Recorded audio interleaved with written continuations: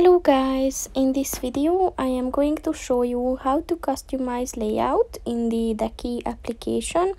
But first I just want to mention, don't forget to subscribe to my channel, because at 10,000 subscribers I am going to show you my whole YouTube revenue statistics and growth strategy, as well as how to make money online.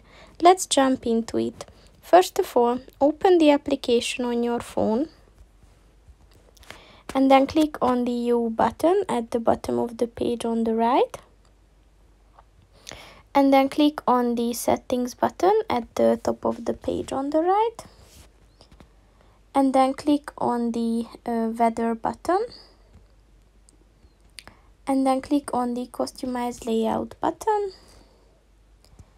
And as you can see, if you want to, for example, enable temperature in your layout, then just click on the white circle next to it, and you can do that with every feature. So if you want all of them, just enable all. So that's pretty much it for this video, guys. See you in the next one.